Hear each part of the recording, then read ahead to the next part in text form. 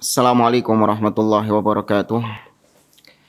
Innal hamdalillah nahmaduhu wa nasta'inuhu wa nastaghfiruh wa na'udzu billahi ta'ala min syururi anfusina wa min sayyiati a'malina. Man yahdihillahu fala mudhillalah wa may yudlil fala hadiyalah. Wa asyhadu an la ilaha illallah wahdahu la syarikalah wa asyhadu anna Muhammadan abduhu wa rasuluh. Ya ayyuhalladzina amanu taqullaha haqqa tuqatih wa la tamutunna illa wa antum muslimun.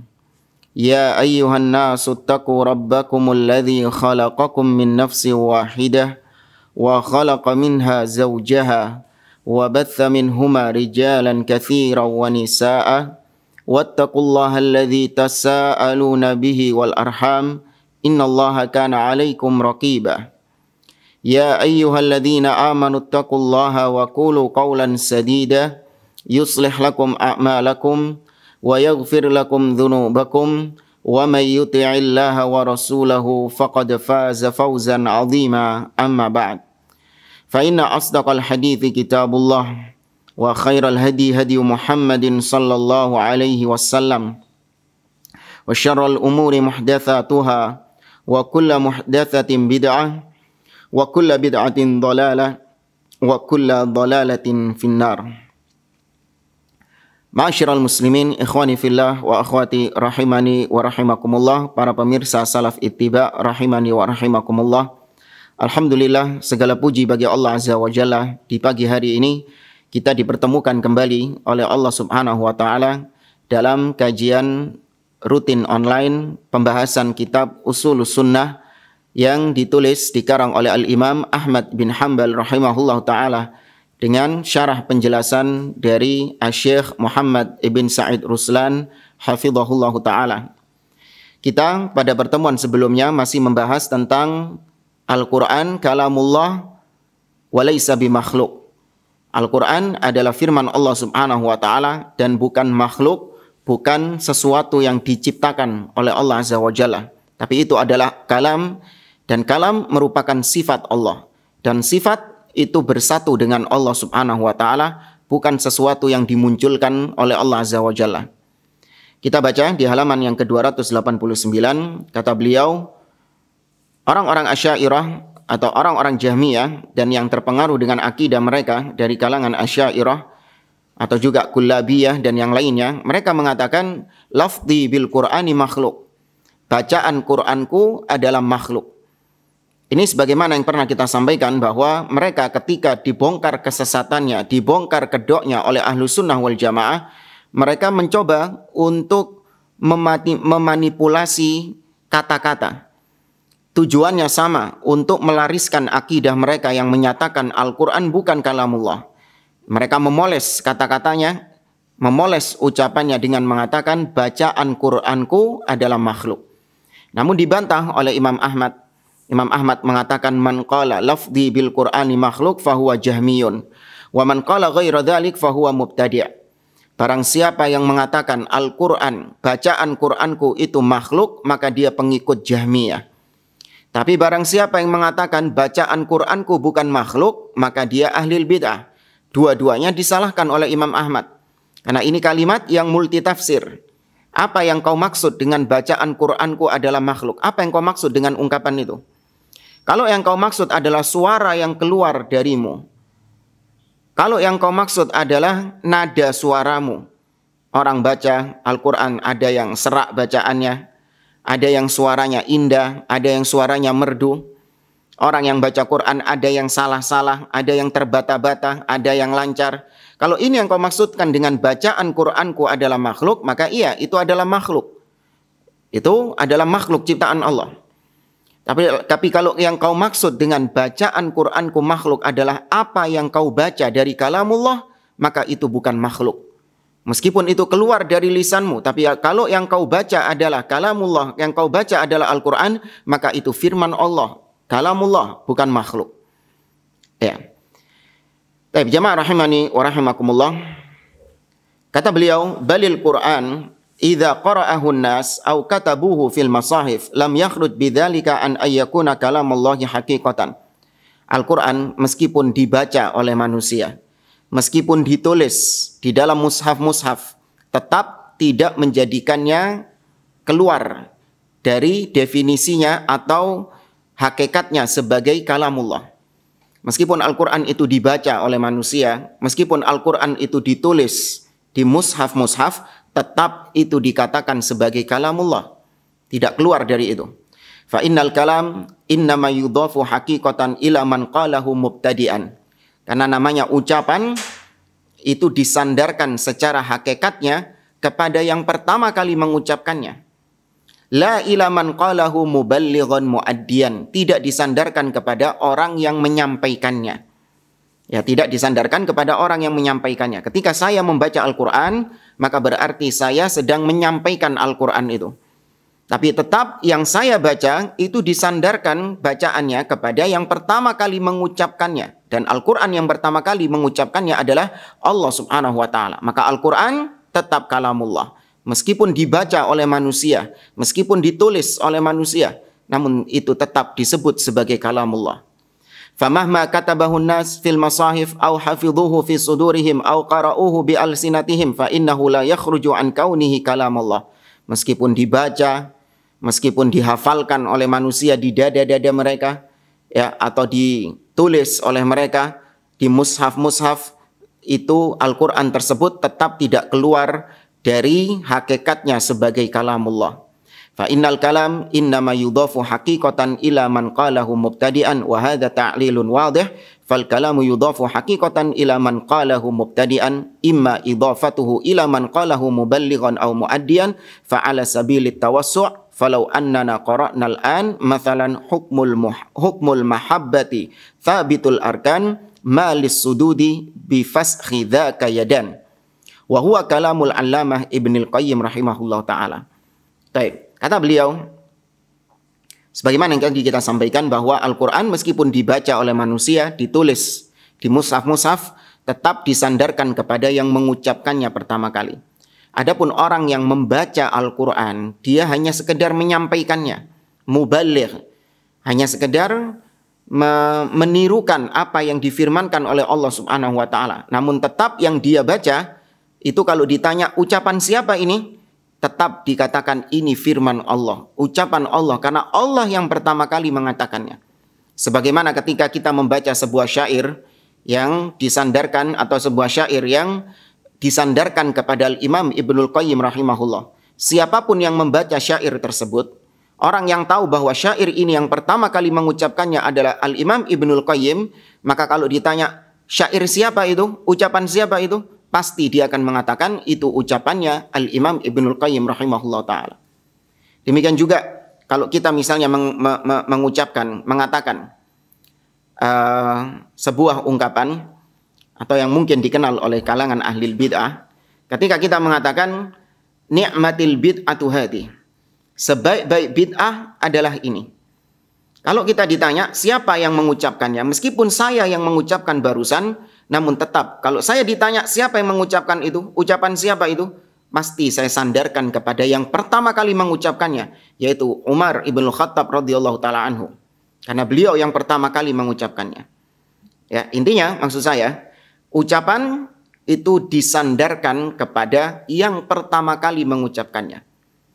Meskipun yang membaca ucapan tersebut, yang menirukan ucapan tersebut banyak manusia, namun tetap hakikatnya tidak keluar dari yang mengucapkan pertama kali, yaitu Allah Subhanahu wa ta'ala kalau Al-Quranul Karim.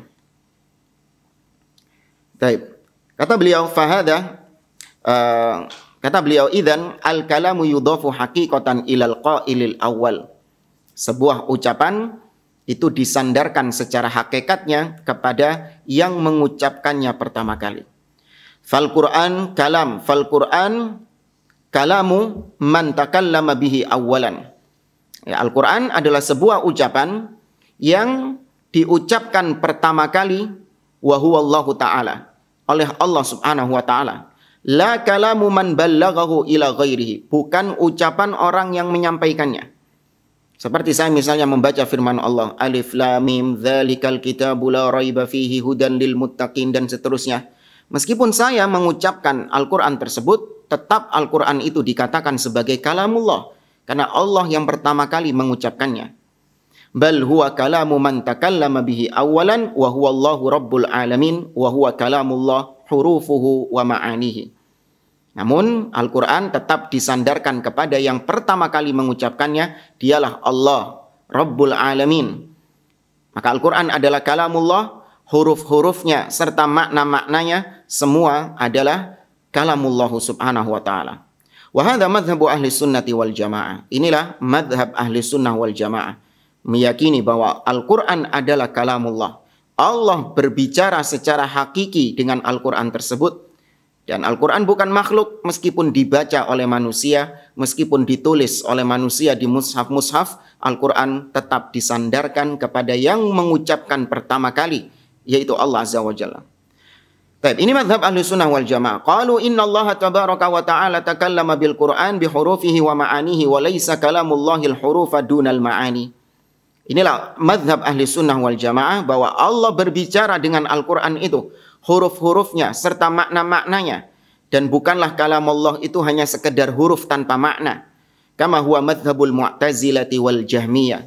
Tidak sebagaimana madhabnya kaum Mu'tazilah atau kaum Jahmiyah, yang mereka mengatakan bahwa Al-Quran hanya huruf-hurufnya saja dari Allah, tapi maknanya itu bukan dari Allah subhanahu wa ta'ala. Kenapa bisa demikian? Li'annahum yaqulun. Karena orang-orang Mu'tazilah, orang-orang Jahmiyah, mereka beranggapan innal kalam laisa ma'nan yaqumu bidzatillah bal huwa syai'un min makhluqatihi kas-sama'i wal ardi wan naqati wal baiti wa ma asbaha dzalik. Kata beliau, namanya kalam, ucapan, itu bukan sesuatu yang ada pada diri Allah subhanahu wa ta'ala. Itu sesuatu yang terpisah dari Allah azza wa jalla. Bukan sesuatu yang bersatu dengan Allah subhanahu wa ta'ala, bersatu dengan zat Allah subhanahu wa ta'ala. Itu sesuatu yang terpisah, kata mereka. Sebagaimana makhluk-makhluk Allah yang lain, seperti langit, bumi, unta, rumah, dan yang semisalnya. Ya, falaysa ma'nan qa'iman fi nafsihi yaquluna fa kalamullahi hurufun khalaqahallahu azza wa jalla wa sammaha kalaman lahu. Maka kalam itu bukan sesuatu yang ada pada zat Allah subhanahu wa ta'ala. Artinya itu bukan sifat Allah subhanahu wa ta'ala. Tapi kalam adalah huruf-huruf yang sengaja diciptakan oleh Allah, kemudian dinamai sama Allah sebagai kalamnya. Jadi itu sesuatu yang tercipta, sesuatu yang diciptakan oleh Allah azza wa jalla. Ya, sekali lagi ini sesat.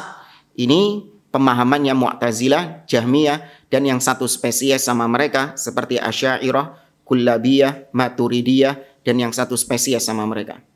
Yaqulun, mereka mengatakan, kama khalaqan naqata wa sammaha naqatallah. Sebagaimana Allah menciptakan unta, kemudian Allah berikan namanya, Allah sebut unta itu dengan naqatullah, untanya Allah. Nah, ini mulai mereka bermain syubhat. Maka sama dengan kalamullah, itu sama dengan naqatullah. Sama-sama disandarkan kepada Allah, berarti itu makhluk, berarti itu ciptaan Allah subhanahu wa ta'ala. Wa kama khalaqal bait wa sammahu baitallah. Allah menciptakan rumah, kemudian Allah sebut rumah itu dengan baitullah, rumahnya Allah. Berarti rumah itu makhluk ciptaan Allah.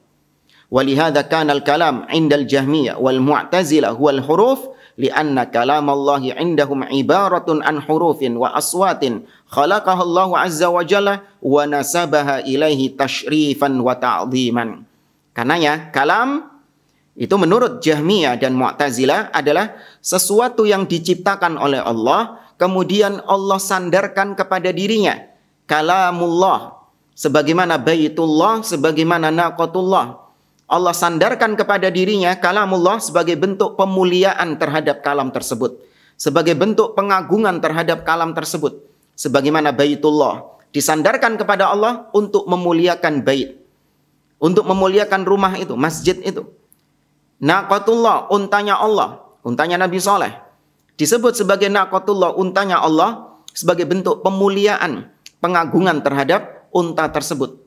Rasulullah, utusan Allah, disandarkan kepada Allah, menunjukkan bahwa makhluk yang disebut Rasul ini, ciptaan Allah yang disebut Rasul ini, itu mulia, itu agung di sisi Allah subhanahu wa ta'ala. Maka sama, kalam disandarkan kepada Allah. Kalamullah berarti itu ciptaan Allah, disandarkan kepada Allah untuk memuliakan ciptaan tersebut.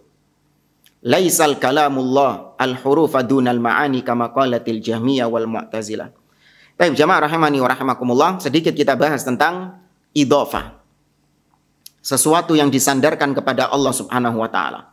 Kata para ulama, di antaranya kita nukilkan dari apa yang dikatakan oleh Syekh Abdul Aziz Ar-Rayyis hafizahullah taala.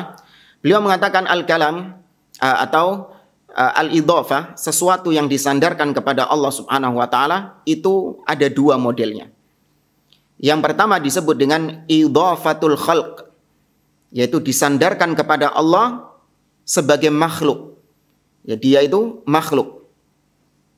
Kemudian yang kedua adalah idhofatu as-sifah, disandarkan kepada Allah karena itu adalah sifat Allah Subhanahu wa taala.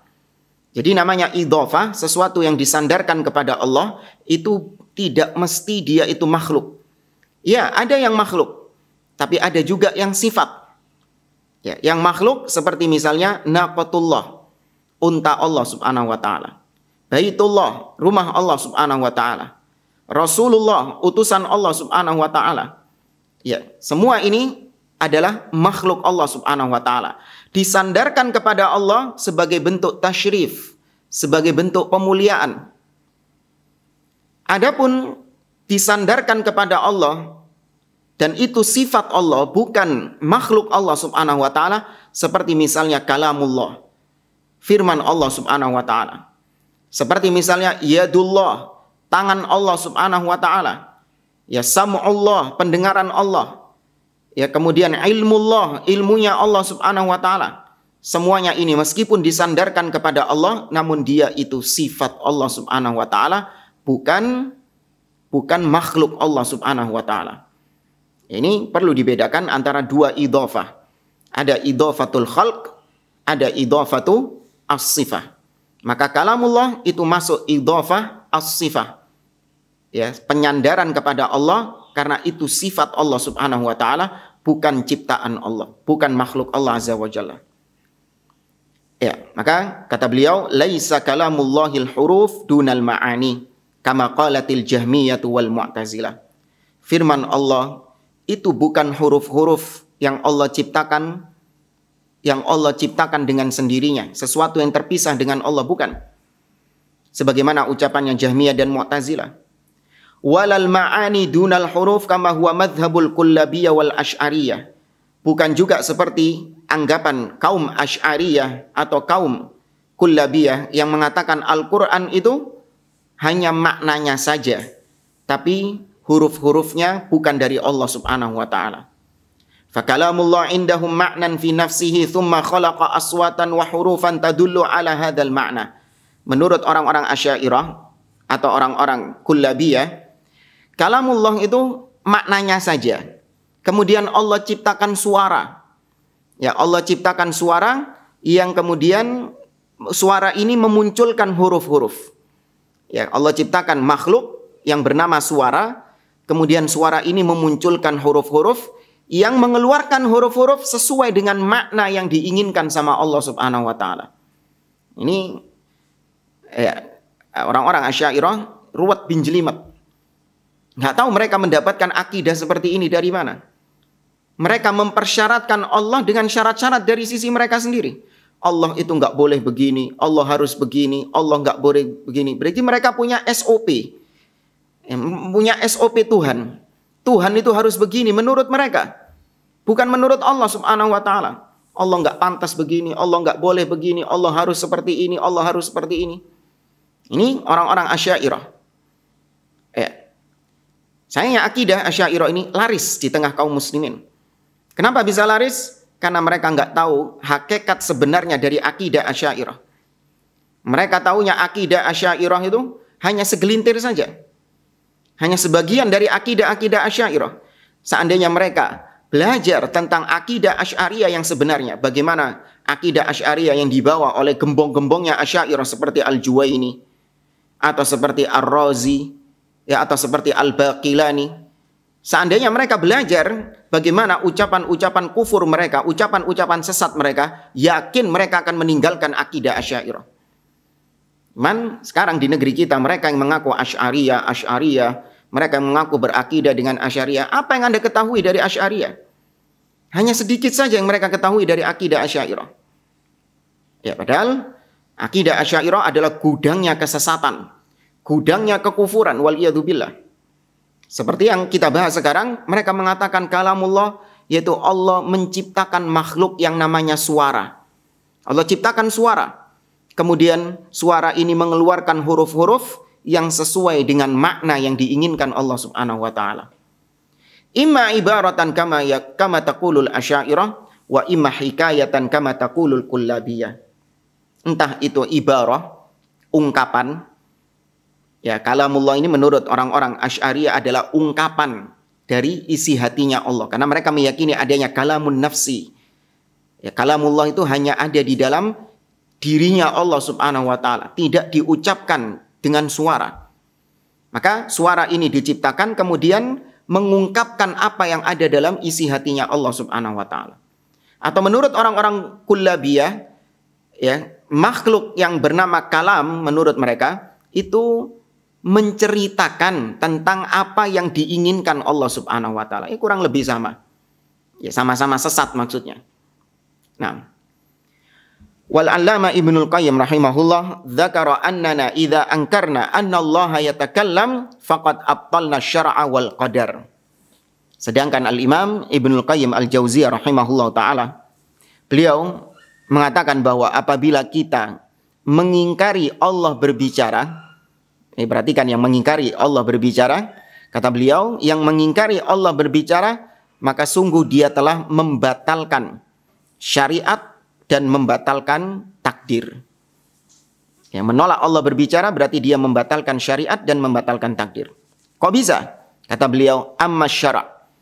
Adapun dia membatalkan syariat karena menolak Allah berbicara, yaitu fali annar risalat innama ja'at bil wahyi.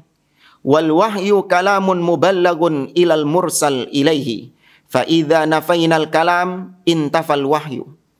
Kenapa dikatakan orang yang menolak Allah berbicara itu dianggap menolak syariat? Karena kata beliau, risalah-risalah yang Allah turunkan kepada para nabi dan rasul itu semua datang dari wahyu. Ya, datang dari wahyu Allah Subhanahu wa taala, dan wahyu Allah adalah firman-Nya. Allah berfirman kemudian disampaikan oleh Jibril kepada para nabi dan rasul. Apabila Anda mengingkari Allah berfirman, berarti sama saja Anda mengingkari wahyu. Anda mengingkari Allah menurunkan wahyunya, karena wahyu itu firman Allah Azza wa Jalla. Wa idzan tafal wahyu intafas syara'. Kalau Anda sudah mengingkari, menolak wahyu, gara-gara Anda menolak Allah berfirman, otomatis Anda juga menolak konten dari wahyu tersebut, yaitu syariat-syariat Allah yang diturunkan kepada para nabi dan rasul, termasuk nabi kita Muhammad sallallahu alaihi wasallam.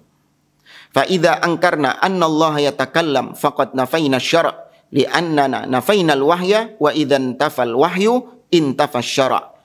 Maka kata beliau, bahayanya kalau kita menolak Allah berbicara itu rentetannya banyak. Allah tidak berbicara berarti Allah tidak menurunkan wahyu. Kalau Allah tidak menurunkan wahyu berarti para nabi dan rasul tidak mendapatkan wahyu. Kalau para nabi dan rasul tidak mendapatkan wahyu, lah berarti selama ini yang disampaikan sama mereka apa? Berarti yang sudah sampai kepada kita dari syariat-syariatnya ini apa? Dari siapa ini berarti? Ini rentetan kekufuran kalau orang mengingkari Allah berfirman. Maka jangan menganggap enteng. Jangan menganggap ini masalah khilafiyah, ini salafi ini sukanya eker-ekeran masalah khilafiyah. Kan cuman berbeda. Yang satu mengatakan Al-Quran kalamullah, yang satu mengatakan Al-Quran makhluk. Kenapa kok harus diributkan? Kan sama-sama baca Quran, ya, sama-sama saling bertoleransi. Kan enak antara umat Islam adem. Oh enggak, sesat itu. Yang mengatakan Al-Quran itu bukan kalamullah, Allah nggak bisa berfirman, Allah nggak bisa berbicara, sesat. Kenapa dia sesat? Karena rentetannya banyak. Dia menolak Allah berfirman, maka otomatis dia menolak wahyu. Dia menolak wahyu berarti dia menolak yang syariat yang diturunkan kepada Nabi. Kalau dia menolak syariat yang diturunkan kepada Nabi, berarti apa yang selama ini dijalankan oleh manusia itu kebatilan semuanya. Karena itu bukan dari Allah Subhanahu wa taala. Inilah kenapa Ahlus Sunnah wal Jamaah membahas perkara-perkara akidah seperti ini. Jangan dianggap Ahlus Sunnah ya, atau yang disebut dengan atau yang mereka sebut dengan Wahabi katanya. Jangan dianggap mereka ini cuma bisanya suka memunculkan khilafiyah. Sukanya ribut-ribut, bahas perkara-perkara khilafiyah, memecah belah umat. Tidak. Kita ingin menjaga kemurnian agama ini dari orang-orang yang ingin merusak agama ini. Sebagian orang gak sadar kalau ternyata agama ini dirusak dengan memunculkan akidah-akidah yang menyimpang. Menolak Allah berfirman, menolak Allah berbicara. Dianggap sebagai hal yang enteng? Tidak.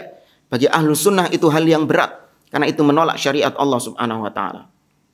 Ya, maka ini bahaya yang pertama, kalau orang menolak Allah berfirman, otomatis dia menolak syariat.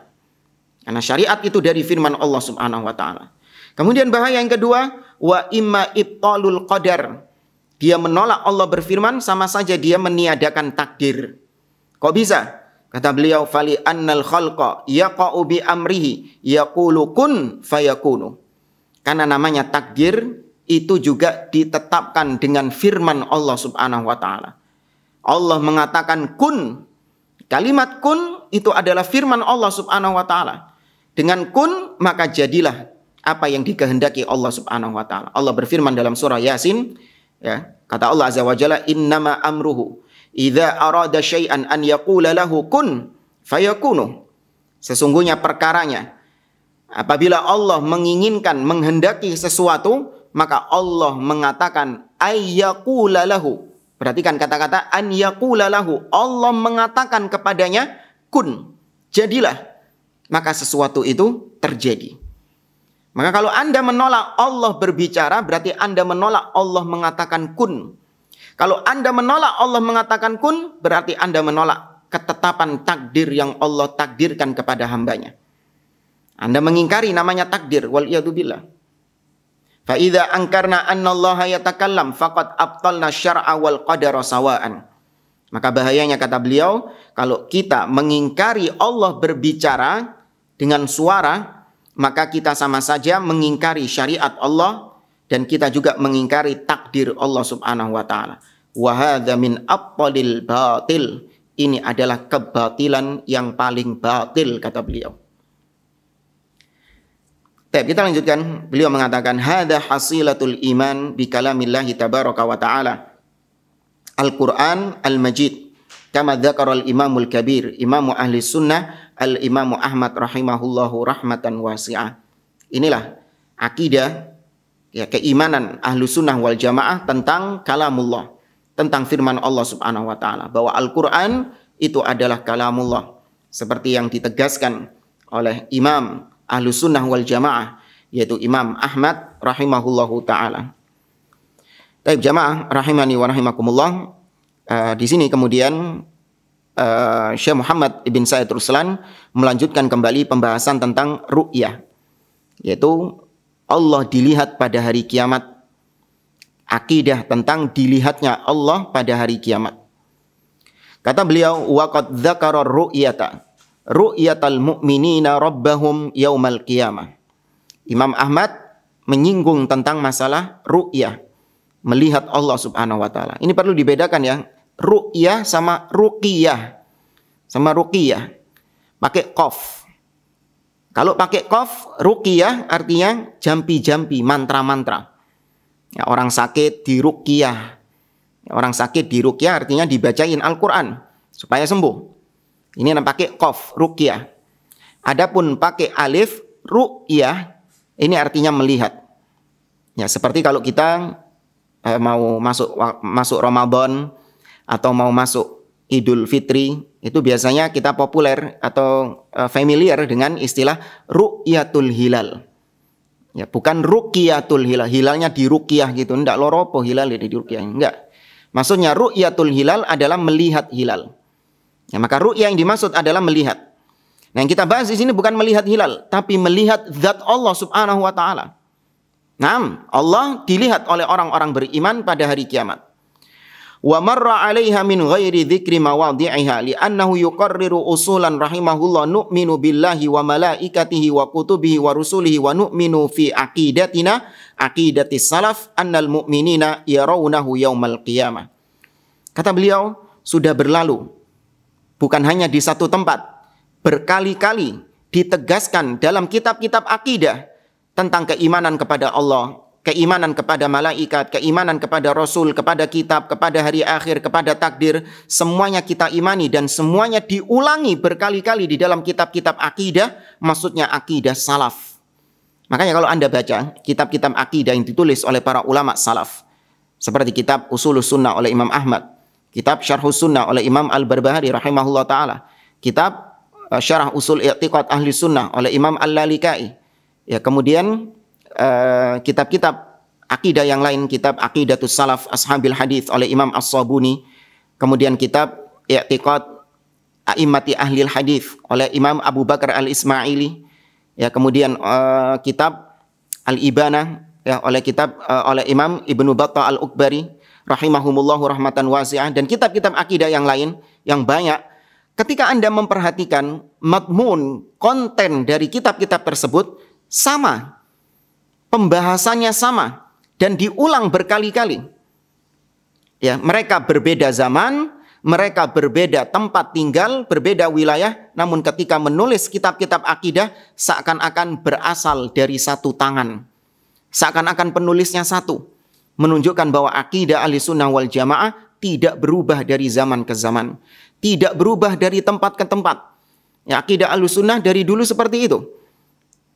Ya, maka yang ditegaskan oleh dalam kitab-kitab akidah diantaranya adalah orang-orang beriman melihat Allah Subhanahu wa taala di hari kiamat kelak. Wa wajhu kaunil iman bi annal mu'minina yarawnahu yaumal qiyamati minal imani billahi zahir. Li'anna hadza mimma akhbarallahu bihi fa idza amanna bih fa huwa minal imani billah. Kata beliau, sisi keimanan seorang mukmin tentang akidah yang satu ini, yaitu akidah Allah dilihat pada hari kiamat. Kenapa sih kita harus mengimaninya? Kata beliau, yaitu ini termasuk di antara 6 rukun iman, yaitu yang pertama, iman kepada Allah Subhanahu wa taala.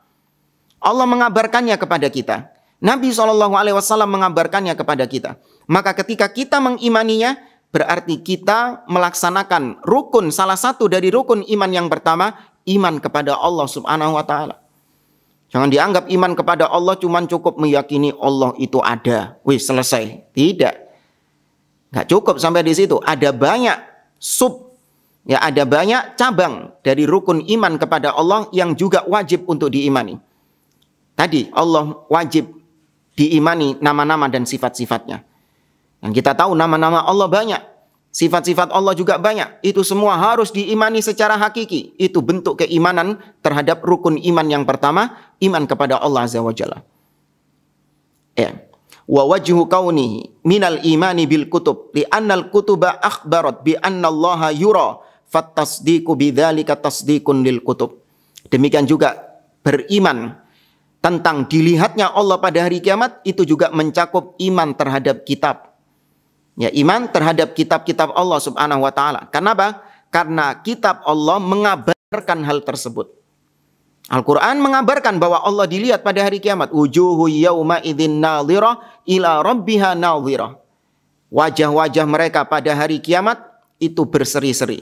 Ila rabbiha nadhirah. Kepada Rabb-nya lah mereka memandang, mereka melihat. Maka Al-Quran mengabarkan kepada kita Allah dilihat. Lilladzina ahsanul husna wa ziyadah. Bagi orang-orang yang berbuat kebaikan, mereka akan mendapatkan surga dan juga ziyadah, bonus. Nabi menafsirkan az-ziyadah maknanya adalah melihat Allah Subhanahu wa taala. Maka ketika kita mengimani Allah dilihat pada hari kiamat oleh orang-orang yang beriman, berarti kita mengimani rukun iman yang berikutnya, yaitu iman kepada kitab. Wa wajhu kauni al-iman bi ru'yatillahi tabaraka wa ta'ala yaumal qiyamah minal imani bil malaikah li anna naqlal wahyi biwasitatil malaikah fa inna jibrila yanzilu bil wahyi minallahi azza wa jalla fa kana al-imanu bi anna allaha yura minal imani bil malaikah. Bahkan termasuk iman kepada para malaikat adalah dengan cara kita mengimani Allah dilihat pada hari kiamat. Jadi iman kepada Allah, iman kepada kitab, iman kepada para malaikat. Meyakini Allah dilihat pada hari kiamat itu mencakup keimanan ini semuanya. Dari sisi mana?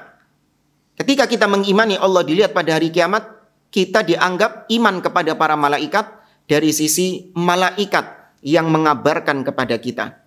Malaikat yang menyampaikan wahyu kepada kita tentang Allah dilihat pada hari kiamat. Maka ketika kita mengimani Allah dilihat pada hari kiamat, berarti kita melaksanakan rukun iman berupa iman kepada para malaikat. Karena merekalah yang menyampaikan kabar tersebut kepada Nabi dari wahyu Allah Subhanahu wa taala. Wa kadza huwa minal imani birrusul. Demikian juga melihat Allah pada hari kiamat juga termasuk iman kepada para rasul. Li'annar rusula humul ladzina ballaghu dzalika lil khalq. Karena para nabi dan rasullah yang menyampaikan akidah Allah dilihat pada hari kiamat kepada manusia.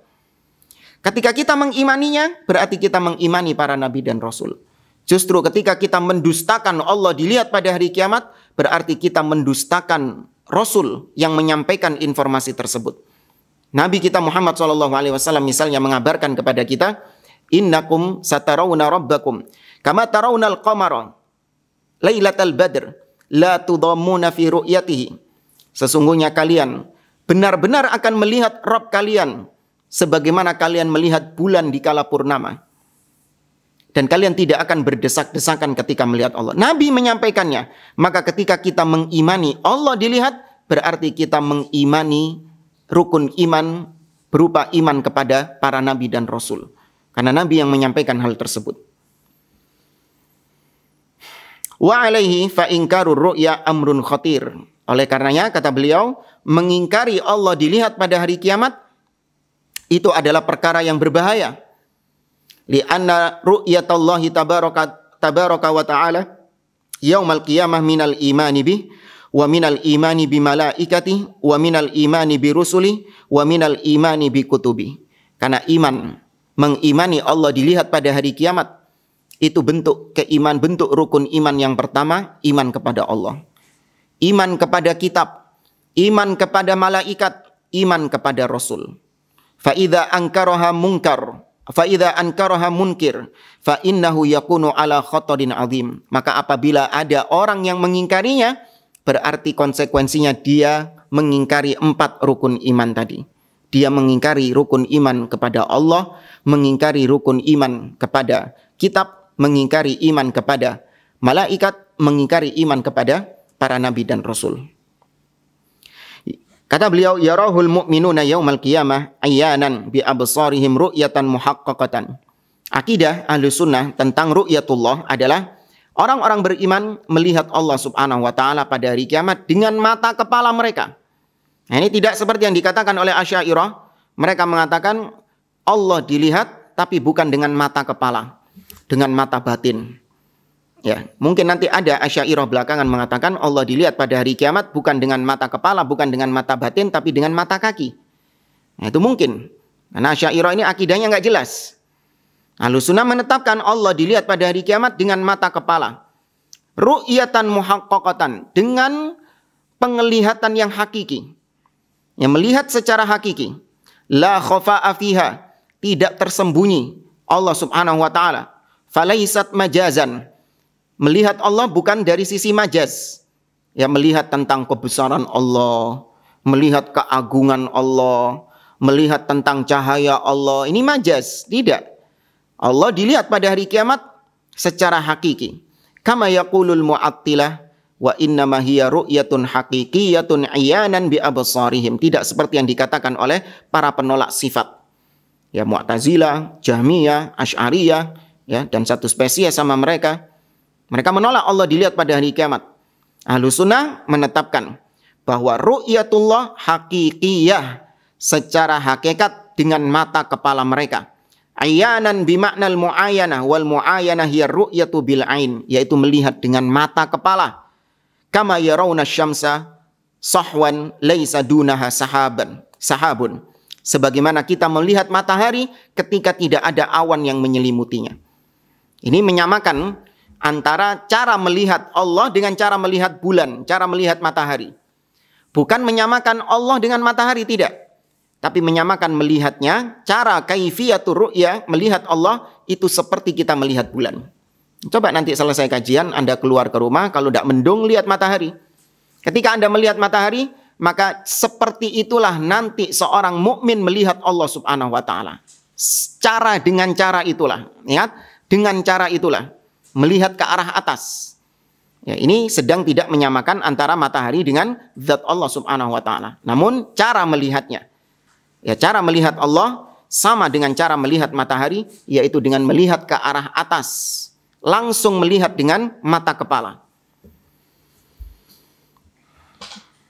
Wa dalilu dzalika qauluhu sallallahu alaihi wasallam, dalil yang menguatkan akan hal ini yaitu sabda Nabi sallallahu alaihi wasallam, tarawunahu kama tarawna syamsa sahwan laisa dunaha sahabun. Kalian akan melihat Allah sebagaimana kalian melihat matahari ketika cerah, yang tidak ada awan yang menyelimuti matahari tersebut. Wal murad ar-ru'yatu bil ain, yang dimaksud oleh Nabi, ru'yah di sini adalah ru'yah dengan mata kepala. Kama yadullu alaihi tashbihur ru'yati bi ru'yati syamsi sahwan laisa dunaha sahab. Kenapa kita tegaskan bahwa ru'yah yang dimaksud adalah ru'yah dengan mata kepala? Karena Nabi SAW menyerupakan antara cara melihat Allah di hari kiamat dengan cara melihat matahari ketika di dunia. Kita ketika melihat matahari di dunia dengan mata kepala, demikian juga melihat Allah di hari kiamat dengan mata kepala. Tarallaha rabbal alamin yaumal qiyamah tashbihun lirru'ya birru'ya la lil mar'i bil mar'i. Ini ditegaskan lagi, Nabi menyamakan antara cara melihat, bukan menyamakan antara objek yang dilihat. Ya, Nabi tidak menyamakan antara Allah dengan matahari, namun yang disamakan oleh Nabi SAW adalah cara melihat Allah sama dengan cara melihat matahari, yaitu dengan mata kepala dan dilihat di arah atas. Kata beliau, ta'alallahu rabbul alamin an yushbihahu syai'un min khalqih au an yushbiha syai'an min khalqihi. Maha suci Allah Rabbul Alamin dari penyerupaan sesuatu terhadap, dari penyerupaan dirinya terhadap makhluknya. Allah berfirman, laisa kamitslihi syai'un wa huwas samiul basir. Tidak ada suatu apapun yang serupa dengan Allah, dan Dia Maha mendengar lagi Maha mengetahui.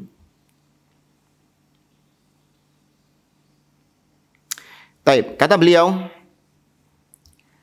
di halaman 295, yarawnahu subhanahu wa ta'ala wa hum fi arasatil qiyamah. Wal arasatu jam'u arsah wa hiyal makanul wasi'ul fasih alladhi laysa fihi bina'un li'anna al-arda tamuddu maddal adim yakni maddal jildi la tara fiha iwajan wala amta. Allah Subhanahu wa taala akan dilihat oleh orang-orang beriman ketika di pelataran hari kiamat. Ya, disebut dengan al-arasat. Ya, al-arasat itu maknanya adalah tempat yang luas, tempat yang lebar, yang tidak ada bangunan-bangunan di sana. Jadi lapang, lurus, tidak ada dataran tinggi, tidak ada dataran rendah, ya tidak ada belokan ke kanan, tidak ada belokan ke kiri, tanah lapang yang luas. Ya, mereka akan melihat Allah Subhanahu wa taala di, ya kalau bahasa kita pelataran.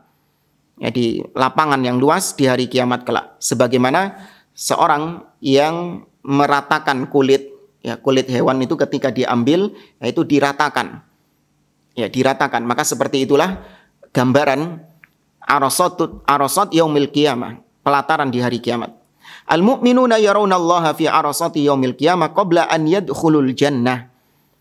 Kata beliau, orang-orang beriman akan melihat Allah di pelataran hari kiamat sebelum mereka memasuki surga. Kama qala ta'ala anil mukadzibina yaumal qiyamah. Seperti Allah berfirman tentang orang-orang yang mendustakan hari kiamat. Allah mengatakan dalam surah Al-Mutaffifin, kalla innahum ar-rabbihim yawma idzil lamahjubun. Ya, sesungguhnya mereka, yakni orang-orang yang mendustakan hari kiamat, mereka pada hari kiamat terhijabi dari Rabb mereka. Ya, terhijabi maknanya terhalangi, tidak bisa melihat Rabb mereka. Maka kalau orang-orang kafir mereka terhalangi dari melihat Allah, berarti kebalikannya orang-orang beriman melihat Allah Subhanahu wa taala. Ini juga dalil di dalam Al-Qur'an yang menegaskan Allah dilihat pada hari kiamat. Ya, surah Al-Mutaffifin ayat yang ke-15.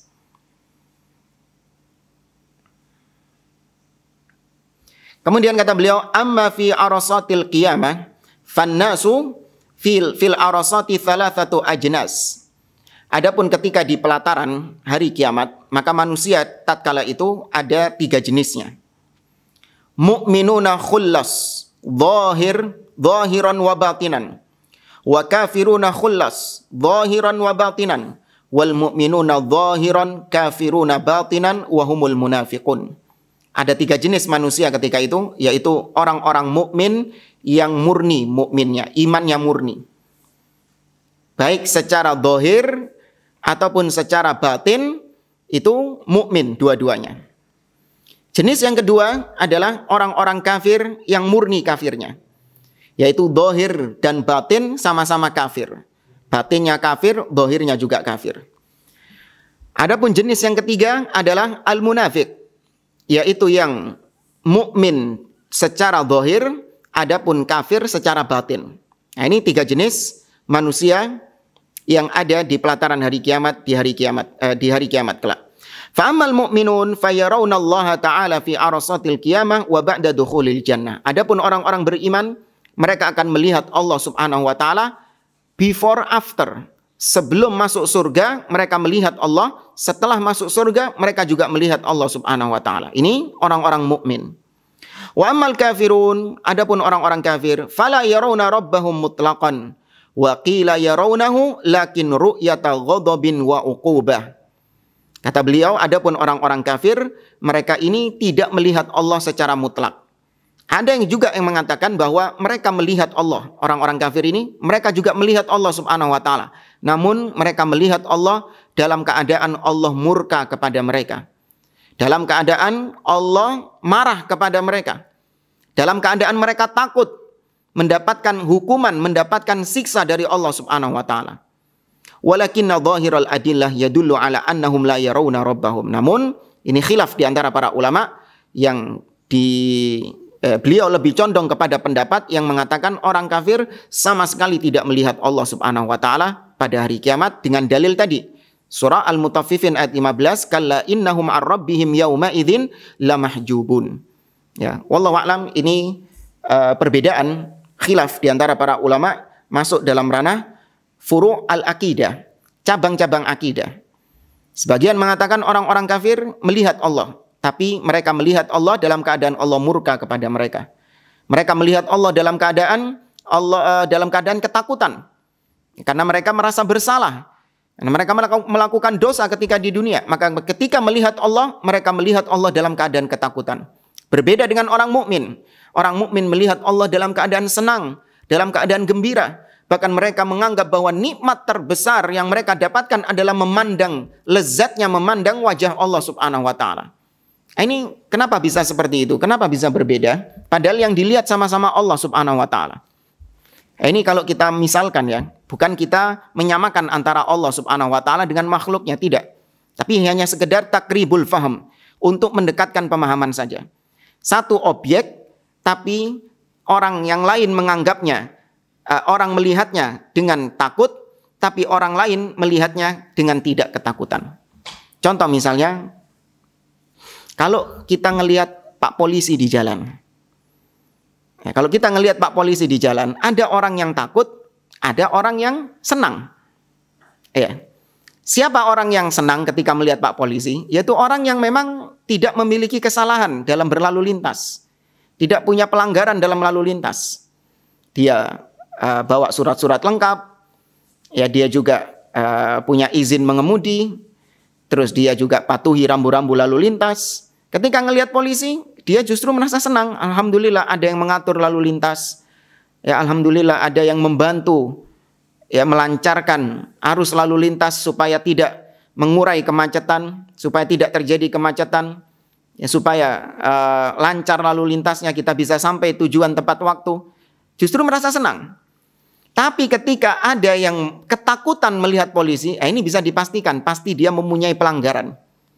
Kalau dia nggak bawa SIM, atau SIM-nya memang nggak punya SIM, atau dia nggak bawa STNK, atau mungkin bahkan yang dia bawa adalah motor curian.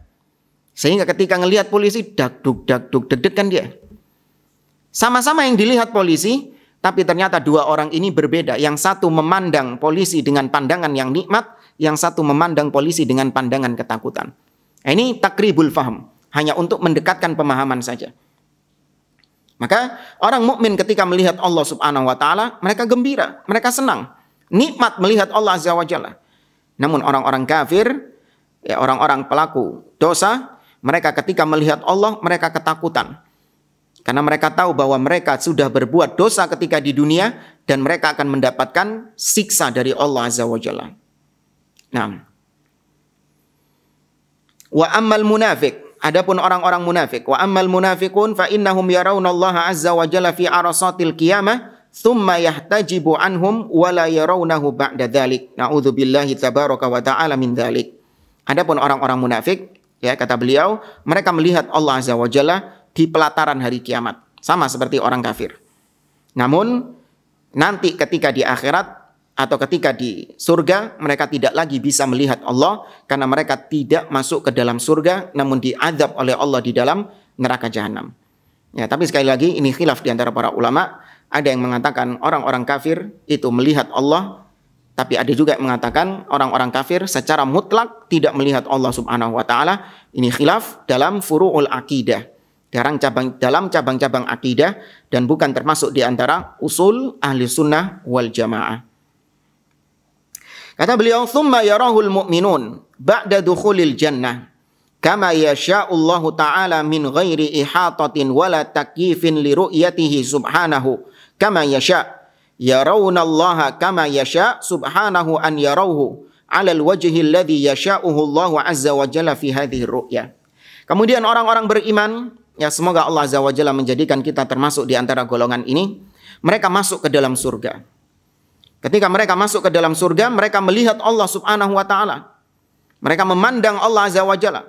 Dengan kehendak Allah Azza wa Jalla, mereka memandang Allah Subhanahu wa taala. Allah membuka hijabnya. Allah membuka tabir yang menutupi selama ini. Min ghairi ihatatin. Nah, ini perlu ditegaskan. Manusia, orang-orang beriman memang melihat Allah Subhanahu wa taala, namun tidak bisa meliputi seluruh zat Allah Azza wa Jalla. Hanya sebagian yang dilihat sama mereka. Ya, karena Allah Subhanahu wa taala tidak bisa diliputi oleh pandangan manusia. La tudrikuhul absar wa huwa yudrikul absar. Mereka, yakni manusia, tidak bisa penglihatan mereka tidak bisa meliputi Allah Subhanahu wa taala. Pandangan manusia tidak bisa meliputi zat Allah Subhanahu wa taala. Namun pandangan Allah itu bisa meliputi manusia. Ya, maka harus dibedakan antara idrak dengan al-basar atau ar-ru'yah. Ya, para ulama membedakan antara idrak dengan ar-ru'yah. Kalau idrak meliputi Allah Subhanahu wa taala, ini enggak mungkin. Ya, kita menolak Allah dilihat dengan cara idrak, diliputi. Tapi kalau Allah dilihat dengan cara ru'yah, yakni hanya sebatas melihat Allah tanpa meliputi Allah Subhanahu wa taala, ini kita tetapkan dan kita imani Allah Azza wa Jalla dilihat. Wala takyifin li ru'yatihi, dan enggak boleh dibayangkan, ditanyakan bagaimana ya ngelihat Allah Subhanahu wa taala? Ya bagaimana zat Allah Subhanahu wa taala? Ya nanti suasananya bagaimana ketika ngelihat Allah? Apa enggak serem itu nanti? Ya, dibayangkan sama dia suasana di hari kiamat. Ya kemudian Allah datang, kemudian Allah membuka hijabnya. Ya dibayangkan seperti orang buka hijabnya harim, hijabnya perempuan. Nggak boleh dibayangkan. Ya nggak boleh ditanyakan bagaimana. Ya, ditetapkan saja Allah dilihat pada hari kiamat tanpa dipertanyakan bagaimana melihat zat Allah Subhanahu wa taala. Para jamaah rahimani wa rahimakumullah, saya cukupkan perjumpaan kita sampai sini. Insyaallah pada pertemuan yang akan datang kita masih membahas tentang ru'yatullah, melihat Allah Subhanahu wa taala, tapi dari sisi-sisi yang lain. Wallahu ta'ala a'lam.